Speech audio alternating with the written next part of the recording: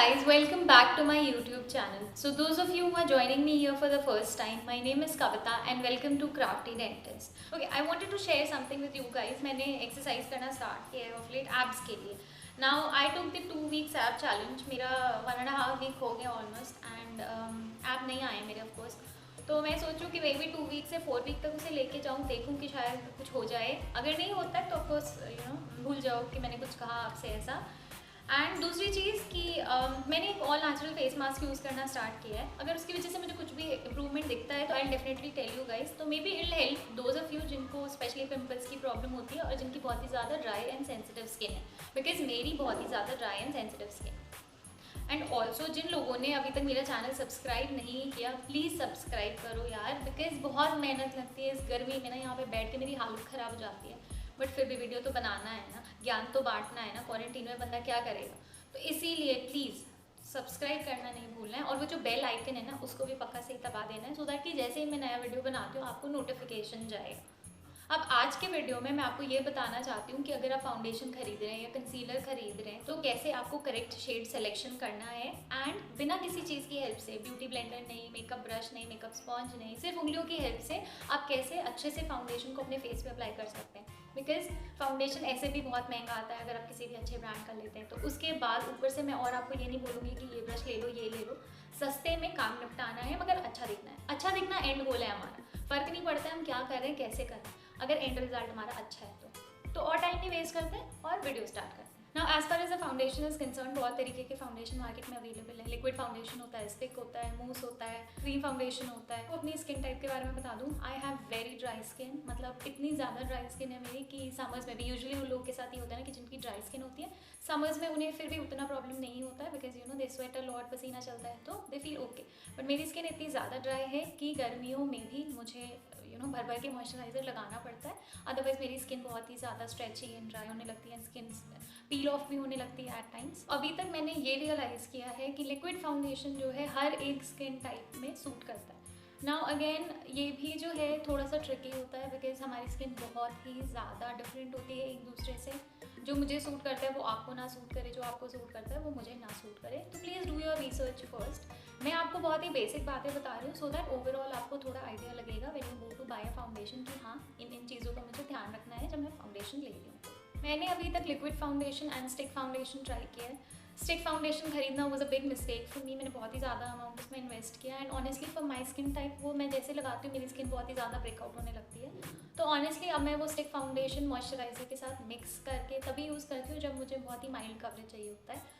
For occasions like let's say मुझे किसी की शादी में जाना है या कुछ ऐसा है तो मैं स्टिक फाउंडेशन नहीं यूज़ करती हूँ. I prefer going with the liquid foundation because फिर वो मेरी स्किन को ज़्यादा अच्छा, ज़्यादा रेडिएंट लुक देता है. Stick foundation usually oily to normal skin को ज़्यादा सूट करता है और क्रीम या मूस फाउंडेशन जो होता है वो ड्राई टू नॉर्मल स्किन को. And as I said before, liquid foundation almost हर स्किन टाइप को सूट करता है. पहले जब भी मैं फाउंडेशन खरीदने जाती थी तो जो भी सेल्स पर्सन होते थे वो मेरे यहाँ पे यूजुअली ना थोड़ा सा फाउंडेशन लगा के दिल भी लाइक कि हाँ मैम ये परफेक्ट शेड है आपका, ये आप ले लो. एंड मैं हमेशा वो लेके आती थी और जब भी मैं उसे लगा के बाहर जाती थी तो वो बहुत ही ज़्यादा बुरा लगता था. Now I tell you the reason why. You see इसमें कैमरे में तो उतना पता नहीं चल रहा है आपको बट मेरे हाथ का जो शेड है वो बहुत ही ज़्यादा डिफरेंट है मेरे फेस की शेड से. एंड फेस से भी ज़्यादा मेरे नेक की शेड से बहुत ही ज़्यादा डिफरेंट है. नाउ मेरे फाउंडेशन का जो शेड है that should match my neck tone, not my hand tone because my hand is slightly fair compare to my neck. तो बेसिकली अब जो भी मैं फाउंडेशन खरीदती हूँ वो मैं हल्का सा यहाँ पे अप्लाई करती हूँ एंड यहाँ से एक्सटेंड करके यहाँ तक अप्लाई करती हूँ. I just give you guys the demo so that you can also see. This is the stick foundation that I have.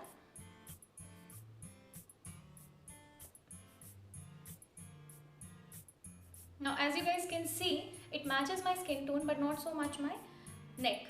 But the thing is कि फाउंडेशन की ये चीज़ होती है कि फाउंडेशन ऑक्सीडाइज होता है. तो बेसिकली अगर मैंने अभी फाउंडेशन लगाया है तो आफ्टर अ वाइल ये अपना कलर चेंज करेगा. तो ये भी एक बहुत ही इंपॉर्टेंट चीज़ है. मेरे साथ ये प्रॉब्लम भी हुई है क्योंकि कई बार मैंने ऐसा कलर लिया है जो कि मेरे स्किन टोन से ज़्यादा डार्क है, मॉल में पता नहीं चलता है. एंड आफ्टर अ वाइल जब वो ऑक्सीडाइज होता है तो या तो वो ऑरेंजिश हो जाता था या तो ऐशी लगने लगता था.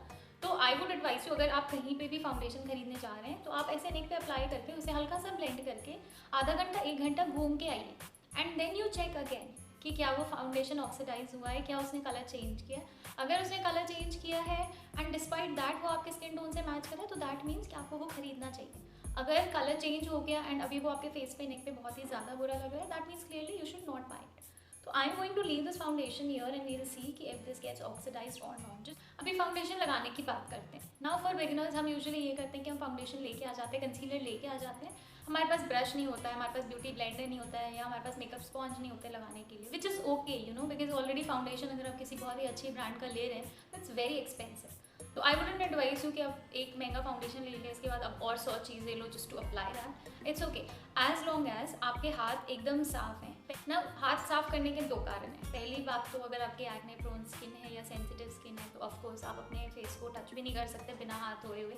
मेरी स्किन एक्ने प्रोन है, मेरे फेस पे बहुत ही ज़्यादा पिंपल्स आते हैं। अगर मैं ज़रा भी ध्यान देना बंद कर देती हूँ, तो अगर मैं कुछ भी चीनी खाती हूँ या कुछ भी ऐसा यू नो डाइट में प्रॉब्लम हुआ या सोने का कुछ भी ऐसा प्रॉब्लम होता है तो तुरंत मेरे चेहरे पे पिंपल्स आ जाते हैं। तो इसीलिए हाथ हमेशा साफ होने चाहिए। दूसरी चीज़, राइट नाउ प्रेजेंट सिनेरियो में ऑफकोर्स बिकॉज ऑफ कोविड-19 आप जितना प्रिकॉशन ले उतना कम है, तो please do not touch your face without washing your hands. हाथ वॉश करके जो करना है आपको कीजिए, हाथ बिना वॉश किए हुए फेस को बिल्कुल टच नहीं करना। अब मैं उंगलियों से इसको ब्लेंड करके बस चेक करने के लिए मैं देखूंगी कि क्या ये एक्चुअली मेरे स्किन टोन का है या नहीं है।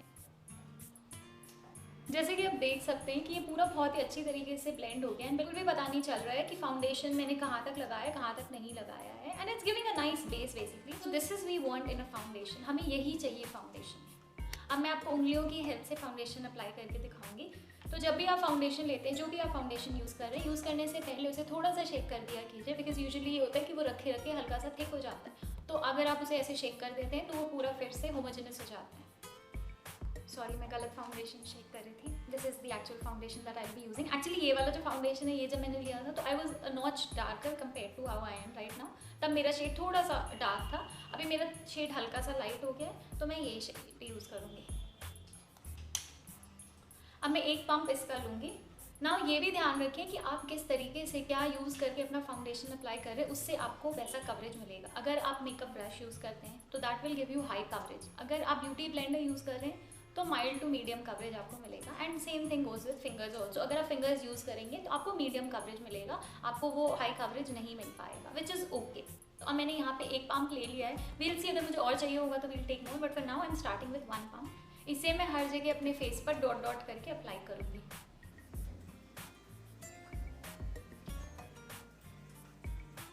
ये ध्यान रखना है कि थोड़ा सा फाउंडेशन नेक तक भी जाना चाहिए, बिकॉज वी वांट कि फेस एंड नेक का कलर सेम लगे। Now one very important thing specially for those with sensitive and dry skin, इसे मॉइस्चराइजर की तरह ऐसे वाइप नहीं करना है, इसे डैब करना है। जैसे हम ब्यूटी ब्लेंडर से डैब करते हैं वैसे, because we do not have a beauty blender, तो हम इसे उंगलियों से ही डैब करेंगे ना। इसीलिए या तो आप एक उंगली यूज़ कर सकते हैं तो 2 उंगली यूज़ कर सकते हैं। आई फील 2 उंगलियों से ज़्यादा सर्फेस एरिया होता है, तो I think I use 2 fingers.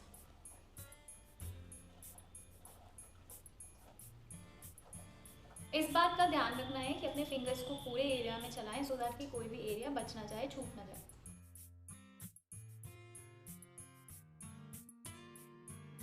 मैं इसे थोड़ा और नीचे तक एक्सटेंड कर रही हूँ नेक एरिया में, सो दैट कि बहुत ही ज़्यादा यूनिफॉर्म लगे, कुछ बुरा ना लगे।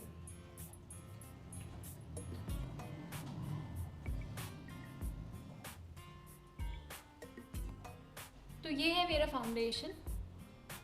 आई be honest with you guys, मैं जब भी मेकअप करती हूँ तो 2 तरह के मेकअप होते हैं। एक ये होता है कि कैमरे पे बहुत ही अमेजिंग लगता है, दूसरा मेकअप होता है जो इन पर्सन भी अमेजिंग लगता है बट सटल मेकअप होता है। तो I prefer doing subtle makeup because you know मतलब नहीं बनता है कि बस कैमरे में अमेजिंग लगे और अगर आप मुझे पास से देखो तो आप डर जाओ, because that is not the intention. The intention is कि जब आप मुझे पास से देखो तो यू शुड से वाओ बहुत अच्छा मेकअप किया हुआ है। I don't want to scare you. तो of course when I do makeup my intention is always कि in person my makeup should look amazing. कोई सामने से देखे तो उसे मेरा मेकअप अच्छा लगे।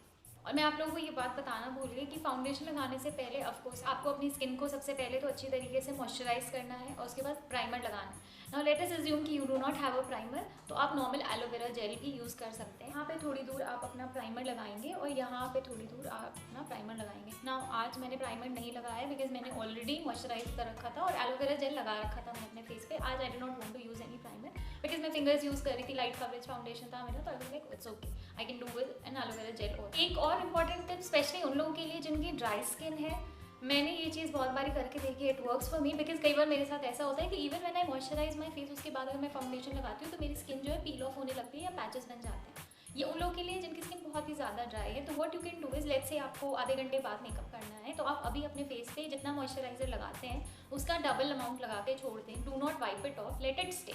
एंड मेकअप करने से ठीक पहले आप एक टिश्यू से उसे डैप कर लें एंड उसके बाद आप प्राइमर लगाएं, फाउंडेशन लगाएं। तो उससे क्या होता है कि हमारी स्किन इतनी हाइड्रेटेड होती है, इतनी अच्छे से मॉइस्चराइज होती है कि वो पैचेस नज़र नहीं आते।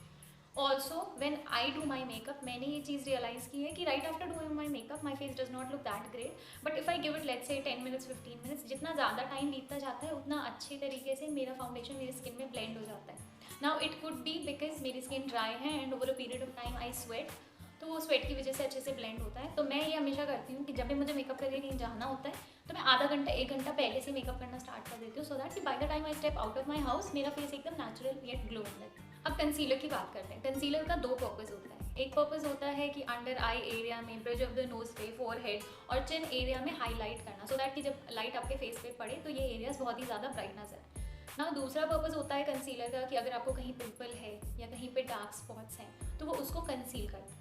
तो अगर आप कंसीलर को ब्राइटनिंग के लिए यूज़ करें तो of course it should be a shade और 2 lighter than your natural skin tone. And अगर आप कंसीलर को स्पॉट्स को कंसील करने के लिए या पिंपल्स को कंसील करने के लिए यूज़ कर रहे हैं तो आपके शेड से वो एकदम मैच होना चाहिए। तो मैं ऑनेस्टली बताऊँ तो I never brighten my under eye area because I feel कि it does not need any brightening my under eye area. Now again, if you feel that your under eye area is a little bit dark, maybe you can go ahead and use a concealer for that purpose, but I personally do not use it. मैं बस अपने pimples वगैरह को cover करने के लिए, because of course भगवान की दया से इतने ज़्यादा pimples हैं मुझे कि I have to cover them, तो मैं एक shade use करती हूँ which is exactly the shade of my skin. And now what I'll do is कि मैं बस इसे उन areas पे dab करूँगी जहाँ पे मुझे conceal करना है। यहाँ पे मुझे एक pimple हो रहा है तो I'll just cover that. And that's it for now. यही 2 जगह पे मुझे पिंपल्स हो रहे थे। अब मैं फिर से अपनी फिंगर की हेल्प से इसे ब्लेंड करूँगी अच्छे से।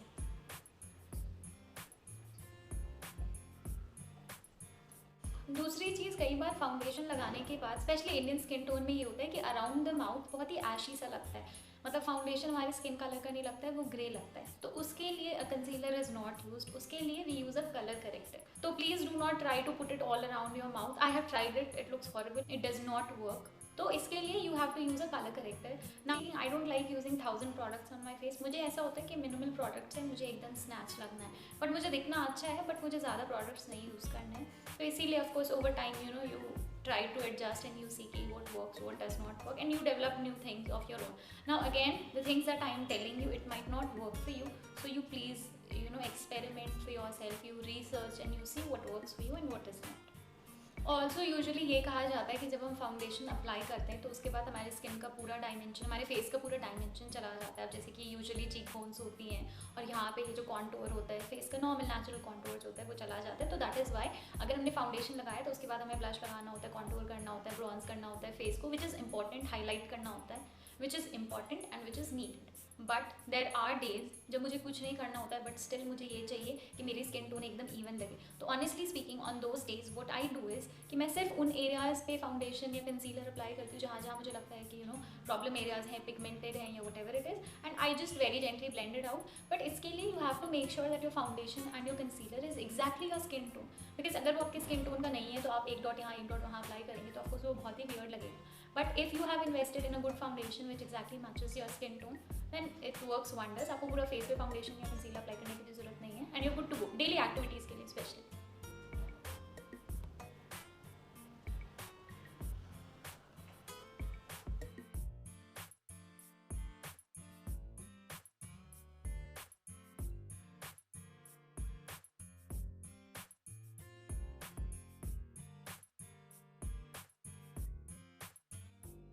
तो अभी मैंने थोड़ा सा लिपस्टिक एंड ब्लश अप्लाई किया अपने फेस पे, एंड ये है मेरा फिनिश। एंड ऑफ कोर्स मैंने ईयरिंग्स भी पहन लिए हैं, ये ईयरिंग्स मुझे बहुत ही ज़्यादा क्यूट लगते हैं। तो ये है मेरा फिनिश्ड मेकअप लुक। प्लीज़ अगर आपको ये वीडियो अच्छा लगा तो प्लीज़ इसे लाइक करना ना भूलें एंड मेरे चैनल को सब्सक्राइब ज़रूर करें। So I'll see you all in my next video. In the meantime, please take good care of yourself. Stay home, stay safe. Bye bye.